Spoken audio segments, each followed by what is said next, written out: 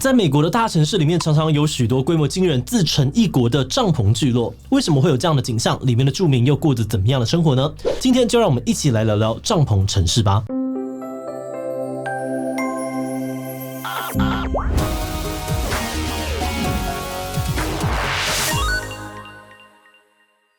Hello， 大家好，我是志奇。根据统计，美国的无家者人数目前已经超过了50万人。有些无家者会寻找收容中心居住，但有些人呢，可能只能待在街道、桥下或是公园等等地方。但也有很多人会自行搭建帐篷作为临时的住所，而这些帐篷呢，常常会聚集在相邻的街区或是空地上面。随着数量增加，渐渐形成了一座庞大的帐篷城市。像是在纽约、洛杉矶这种大城市，我们常常可以看到市中心充满雄伟华丽的建筑，但才隔几条街，马上就是庞大的帐篷区，还有露宿街头的人们。这集我们会聚焦聊聊美国帐篷城市的状况，为什么会有帐篷城市出现，而里面的无家者们又过着什么样的生活呢？不过在开始之前，先让我们进一段工商服务时间。如果你对议题讨论、分享知识很有兴趣，也正在寻找写作相关的工作，那就千万不要错过志祺七七的新职缺哦。我们希望能够邀请更多影片内容企划的加入，帮助我们制作更丰富的主题内容。在这里，你可以发挥搜集资料、整理观点的能力，把文字化为影响力，带领观众一起思考议题，让多元的讨论持续发生。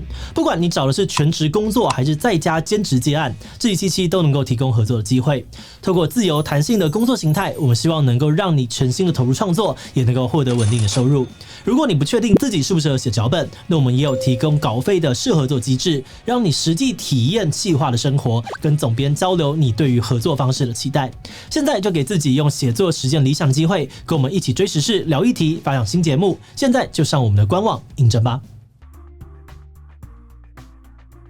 帐篷城市 Tent City 其实原本是指政府或是军事组织用来临时安置撤离者难民或是士兵的区域。不过这个词后来也被拿来称呼无家者们在未经许可的状况之下所搭建的帐篷居住区。虽然说我们在台湾好像比较少看到这种景象，但其实在全球各大城市，例如西雅图多伦多、伦敦、巴黎这样的大都会里面呢，都看得到帐篷城市的聚落。尤其在美国，这样的帐篷城市更是常见。最有名的这个帐篷城市呢，就位于洛杉矶的市中心东区，被称为是史奇洛。根据2019年的统计史奇洛目前稳定的无家者人口数高达了8000人左右。其中有超过4000名以上的无家者住在街道两旁的帐篷里面，或是直接露宿街头。而整个史奇洛的范围呢，横跨了高达50个街区，大约有 1.1 平方公里，将近是台北市大安森林公园的4倍大，超级惊人。那么这种规模庞大的帐篷城市，当初到底是怎么开始出现的呢？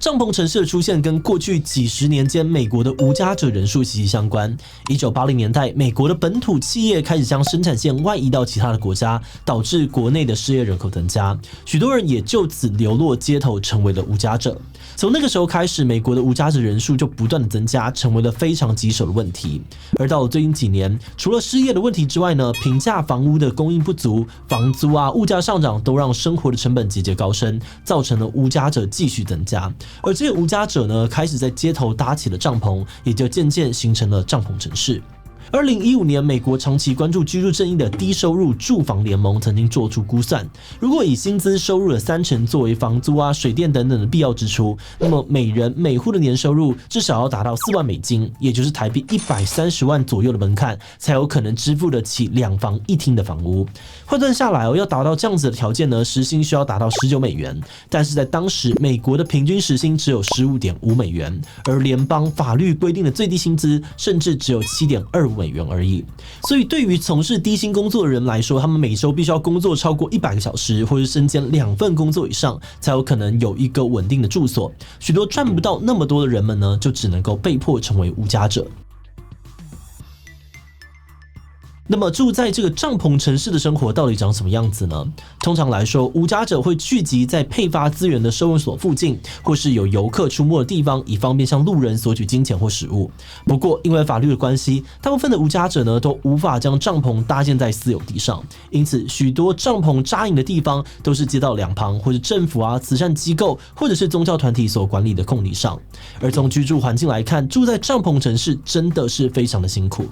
首先这些帐篷非非常的简陋，天气不好的时候甚至可能会淹水啊，或者被吹垮。同时呢，这也是一个完全缺水缺电的环境。对于住民来说呢，如果需要梳洗，就需要步行到好几公里外的公共厕所或者是公共图书馆才能够勉强的梳洗一下。更不用说帐篷城市普遍都存在着许多严重的犯罪问题。在许多的访谈当中呢，无家者都表示，在帐篷城市里不是生活，而是生存。许多人都曾经亲眼目睹其他人为了食物啊、遮蔽所大打出手。有一位住在史奇洛的游民 Luke 呢，就说，自从他住进这个街区过后呢，他已经被殴打过13次了，而且毒品、性、暴力这些问题在帐篷城市里面也都不足为奇。有的时候，当地的黑帮呢还会向无家者们收税，只有付钱的无家者才可以继续的住在这个区域。如果没有付钱，除了会被殴打以外呢，帐篷跟所有的私人物品都会被烧个精光。那虽然说帐篷城市时常发生各种暴力事件，但对于当地的警方来说，除非收到犯罪通报，要不然也不会主动介入，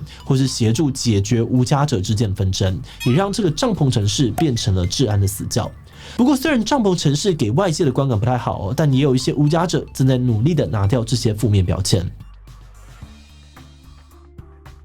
虽然大部分的帐篷城市都被认为是犯罪率高、龙蛇混杂的地方，但是也有一些住帐篷城市的无家者正在努力的改善自己的环境。举例来说，在西雅图有11个政府默许的帐篷城市，而在其中呢，部分的营区其实会自行管理。这些营区呢，有的会设置接待区，由专人帮忙办理入住手续，以方便管理居住的状况。同时呢，也设有相较安全的寄物区，让街友们可以安心的存放个人的物品。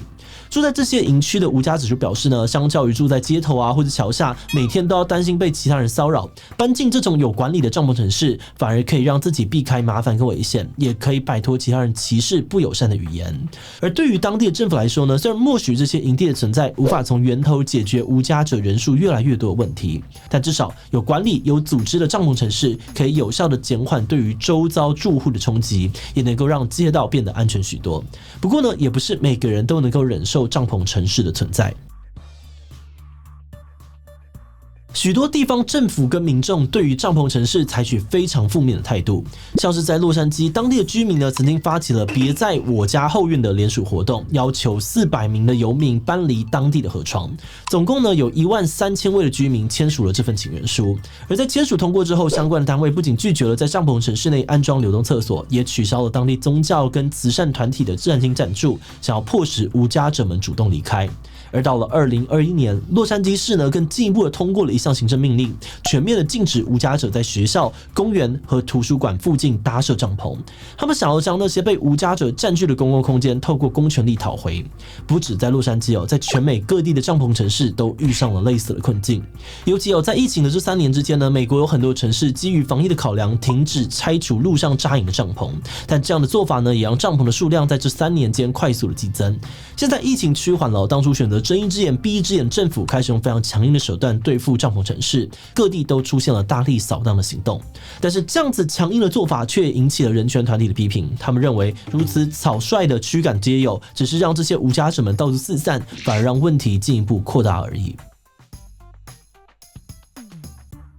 有不少人跳出来表示，如果真的希望能够解决帐篷城市的问题，那么还是要从最根本的居住正义下手。美国政府在过去几年已经投入了破100亿的美金，试图提供更多的住屋，解决平价房屋不足的困境。另外，有些地方呢也开始执行住屋安置优先的策略，也就是说呢，在没有任何前提的情况之下，直接帮这些无家者安排住所，等到安顿之后再进行辅导啊、戒毒等等，帮助他们摆脱不良习惯，减少他们再次流落街头的几率。虽然说在无家者人数最多的纽约啊、洛杉矶，这项新的措施推行的比较困难但是在其他的10几座城市，像是盐城湖、凤凰城等等的城市，都有达到不错的效果。而除了政府单位之外呢，很多民间的宗教啊、慈善团体还有企业也都有贡献一份心力，像是 Meta 啊、Google 和其他的企业都有捐钱改善相关的问题。苹果甚至在2021年将25亿美元的基金投入建设平价住宅。不过，虽然有很多单位愿意出钱出力但由于失业率的持续增加，房租啊、物价还越来越昂贵，因此无家者的数量并没有减少太多。想要解决帐篷城市的困境，这些资源真的远远不够。在写这一集的时候，我们一直想到之前写过关于日本网咖难民的讨论，不管是网咖难民还是帐篷城市里的无家者，背后反映出的问题都是类似的。在一个地区的经济高度发展之后，很容易因为有贫富的差距、房价、房租过高的问题，导致一群人被牺牲，被迫流落街头，成为了大城市里面的无家者。例如在台湾呢，我们也会在台北车站或是龙山寺看到无家者们形成的聚落和生态圈。那虽然说这样子的状况全球都有，但对于我们来说，比较担心的是大家对这个群体感到厌恶或是恶言相向。就像前面讲到的，国外有很多的居民对无家者聚落采取极度反对的态度，希望政府马上驱离、马上拆除。但是事实上呢，强制驱离的结果往往衍生出更多新的状况。首先，无家者被驱赶之后呢，安置去哪里就会是一个大的问题。而且，如果后续的辅导不够完善，无家者的生活也可能一样困苦。甚至对一些无家者来说，在街头啊，在帐篷城市里面，其实已经有了他们所依赖的人际网络、重要的精神支持，突然迁离，可能会让他们处境更加的艰辛。那因为状况如此的复杂，又很难在短时间内找到解方，可以的话呢，还是希望大家能够多一点点的包容，多一点的理解，或许这样子难解的问题会有机会看到不同的答案。好的，那这集呢，想问大家，如果你在路上看到了帐篷城市，你会怎么想呢？ A 希望有更多的社福资源可以改善帐篷城市的居住环境。B 还是希望政府能够尽早的辅导安置无家者，避免帐篷城市越来越庞大。C 可能会稍微的避开只要不要影响到我的生活就还好。D 其他留言告诉我们吧。最后，如果你喜欢今天的影片，欢迎分享出去，让更多人了解帐篷城市的困境。此外呢，也可以点击这个地方看日本网咖难民以及首尔租房有多难。那么今天的这一期就到这边告一段落，我们就明晚再见喽。